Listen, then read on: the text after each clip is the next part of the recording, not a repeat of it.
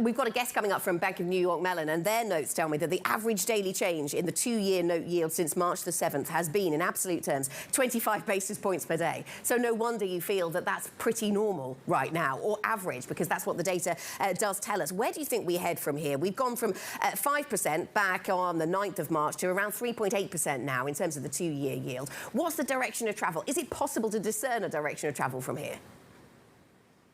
I think two-year yields will go higher from here, but the way that works is going to be interesting. Every week we don't have a crisis, two-year yields need to go higher. For a start, the benchmark Fed funds rate is way higher than there. Second of all, the Fed did raise their inflation forecast. It's just that they're betting that the credit crunch is going to do some of the tightening for them. And that makes sense, that they don't need to hike rates as much as we were thinking only a few weeks ago because of those tighter lending standards. However, there is no indication yet from the Fed that they will be cutting rates anytime soon. And what will change that? Well, a very, very deep crisis, much more substantial than the turmoil we've seen in the last couple of weeks. So for every week we don't see signs of this immense crisis, well then yields will have a natural pressure higher. But that's not going to be a straight line thing. Remember, it was only this week that Credit Suisse went down. So I think overall, by the time we get to say June, I think we'll see two-year yields right back up towards the highs of the year again, or maybe even higher. I think there's a lot of variability. I don't want to make a firm commitment, but they'll definitely be higher. But that wouldn't surprise me. I think we've got a lot of upside from here. And the Fed clearly on a very different path in terms of rate assumptions versus the market, because the market is now pricing in plenty of cuts, such as the turmoil and the damage that the market expects to be seeing on the US economy. But the Fed, and we heard this from Jerome Powell a few times this week, they're not expecting, nobody is expecting to cut rates at the Fed.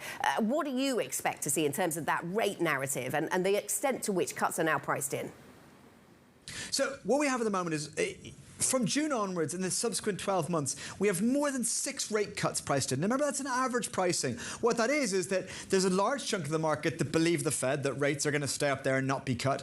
And then there's another large chunk of the market that basically think rates are going to be rapidly slashed to zero. So that means that there's a decent segment of the market that are betting on an immense crisis to arrive. Now, I am slightly more optimistic in the US economy. I do think we're heading to a recession starting in roughly about 3 months' time in the US, and that we're going to be in a recession the second half of the year. But I don't think it's going to be this deep, deep crisis that is going to cause the Fed to slash rates aggressively. And that's why I think the narrative is going to be slowly like, hey, where is this crisis? Where is this crisis? And every week we don't get that crisis, yields will have to drift a little bit higher, because at the moment, remember, just where the benchmark is just significantly higher. And we might still have one more rate hike or even more ahead of us from the Fed this year. OK, lots to still talk about when it comes to FX markets, Janet Yellen's comments, crypto, lots of things on the move. We'll do that as we go through the hour. Remember, you can get up-to-date analysis and insight from Mark and the rest of the Markets Live team. MLIV Go is the function to use on your Bloomberg terminal.